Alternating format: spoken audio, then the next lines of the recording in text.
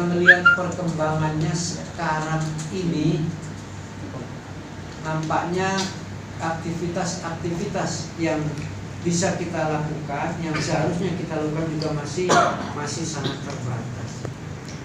Satu sayyi'at atau sunatan hasanah, yang jelas itu kegiatan bid'ah. Artinya secara substansi itu, sementara kita meyakini justru barokah kita itu adanya di harokah. Tanpa harokah bagaimana? Meskipun tentu saja saya yakin ya terus.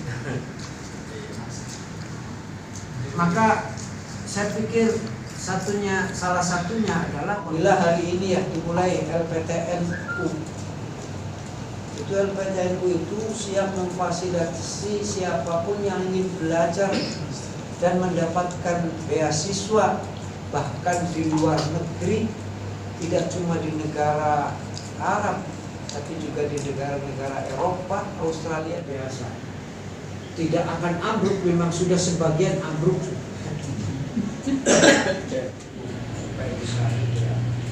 Kemudian yang hal lain yang juga dilakukan sekarang ini oleh pengurus cabang Nahdlatul Ulama adalah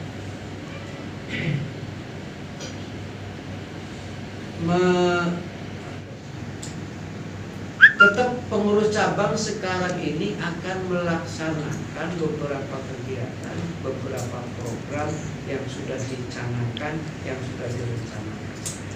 Dan itu tentu saja butuh banyak hal.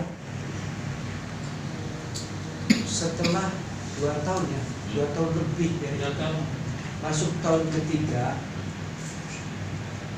kita sendiri dengan ada tulisan NPNU ternyata banyak diminati.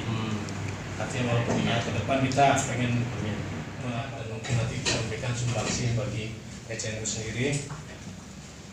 Dan yang terakhir adalah rapat evaluasi dan rapat pengurus nanti akan dilakukan. Ingin melakukan kolaborasi kajian, terutama untuk isu-isu yang sifatnya masih jadi perdebatan di kalangan NU. Ini baru dengan isu, tetapi belum. Yang penulisan buku pengalaman ini penting karena sebenarnya kita ingin mengambil pernyataan-pernyataan yang muncul dari mereka, dari alumni, fasilitator, narasumber dan lain-lain, sehingga pengalaman-pengalaman ini bisa jadi menjadi model yang kira-kira bisa dilihat oleh siapapun. Nah ini baru baru kita mau susun, baru 600 dari target sampai kepengurusan 2000 itu baru 600. Juga harapan kemarin ketika awal 2020. Terima kasih banyak untuk rapat sedang. Dan kita akan lanjut.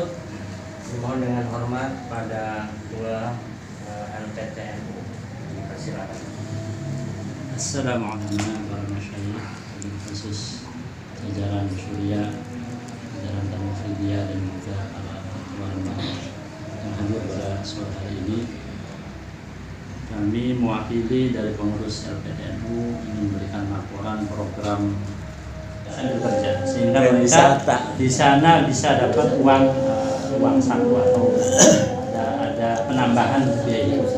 Kalau Timur Tengah, Maroko, Bandung, jajaran pengurus dan media PCNU dan yang saya hormati, khusus saya hormati Handiding, ya semoga sehat selalu, masih dibutuhkan oleh NU, semoga sehat dan seluruh supervisi dari RMI yang saya banggakan. Alhamdulillah RMI tidak pernah punya program dari awal kecuali hanya 2 saja. Yang pertama, RMI programnya program mantap, pesantren tanpa biaya. Alhamdulillah sudah berjalan, itu atas berjalan. Tahun ini karena kemampuan dan NU-nya tidak ikut campur, ya, tidak bisa menghubungkan kami lagi, jadi kami membatasi diri hanya 7 orang tahun ini di program mantap, ya, 7 orang, tahun kemarin 15 orang, dan semua dibiayai oleh RMI. Ya. Cuman RMI tidak mau Iya. tidak mau pamer.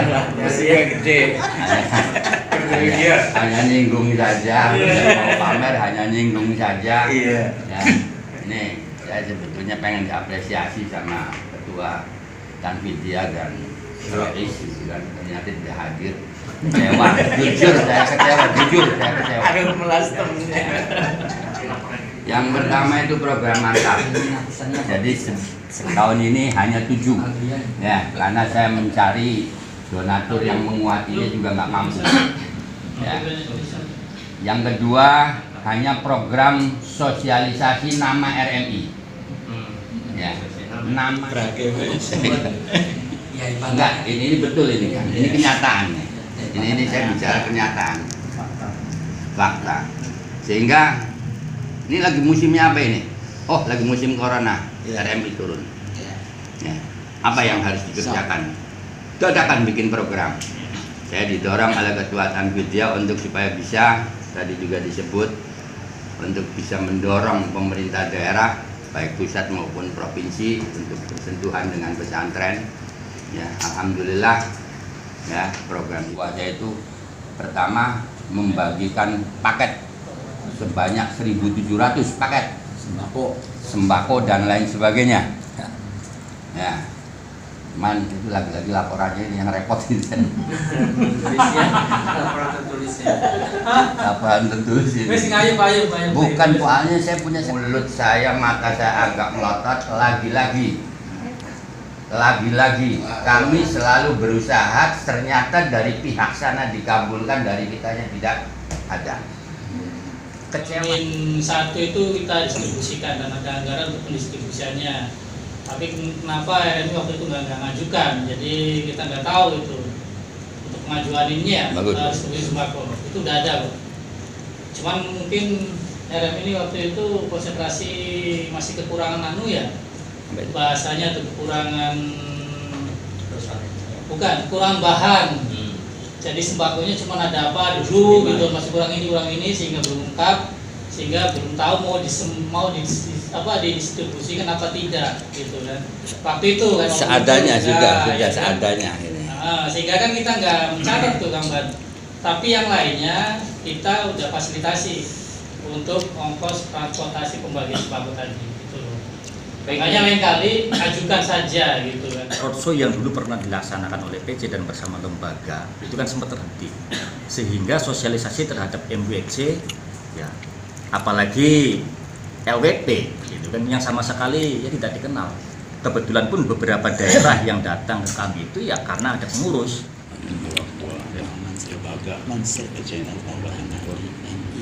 Pertama disampaikan langsung saja sesuai dengan tema rapat pada sore ini yang terkait dengan restrukturisasi kelembagaan dalam waktu dekat mungkin mari Pak Kalina. Ini ternyata tidak diakui oleh ini yang menjadi persoalan kita.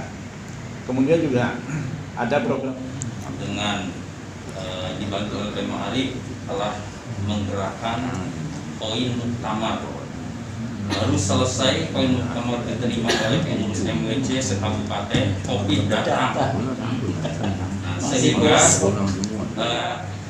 bahwa saat ini Lajisnu sedang menyampaikan pesan baik ke PW maupun ke pusat Lajisnu, hasil poin NU ini dibangunkan kantor sekretariat yang MWC dikumpulkan, bukan karena saya ketua MWC-nya. Nah, karena ini kebetulan saja. Tapi yang saya sampaikan ke pusat ini adalah dari poin NU. Poin NU bisa membangun kantor MWC, walaupun poinnya itu yang masuk itu baru 50 juta. Karena 2 tahun perputaran poin di Duku Puntang sudah menampung 180 juta. Dan 50 juta ini didedikasikan semuanya itu bukan dari PC. Karena begitu ya kita bismillah, dan konstruksi awal ya tidak 2 lantai, akhirnya ceker ayam dan lain sebagainya. Dan saat ini sudah pemasangan bata keliling sudah Ya, untuk kegiatan LDNNU masih berkaitan dengan media yang kita sudah realisasikan. Yang pertama mengelola website nucirebon.org.id yang kita update setiap kegiatan. Namun kendalanya memang tulisan-tulisan artikel-artikel dari para kiai untuk pengurus masih sangat kurang. Ini yang kita harapkan. Jadi masih mayoritas ya tulisan berita dan sebagainya. Yang selanjutnya kita juga mengelola media sosial. Ada fanpage PCNU Kabupaten Cirebon. Followernya baru 15.100. Jadi mungkin di sini juga ada yang belum follow. Saya udah follow. Jadi baru 15.100. Untuk Instagramnya baru 4.040 pengikut. Untuk Twitter 728 pengikut. Dan YouTube baru 598 subscriber. Kalah kalau Ustadz Mustofa. Enggak, karena duitnya apa? Perizinan tidak klinik itu yang di Tegalwangi. Alamatnya itu Ruko Arta Mandiri, sampingnya Balai Desa Tegalwangi. Rukonya sudah 2 dan sudah bekerja sama dengan kepala desanya. Itu terkait pengobatan bagi warga Tegalwangi yang tidak mampu dan tidak mempunyai BPJS atau KIS. Itu bisa kerjasama dengan klinik NU dengan mendaftar, nanti dapat kartu KSNU, kartu sehat Nahdlatul Ulama. Itu biayanya 100.000 untuk 1 tahun.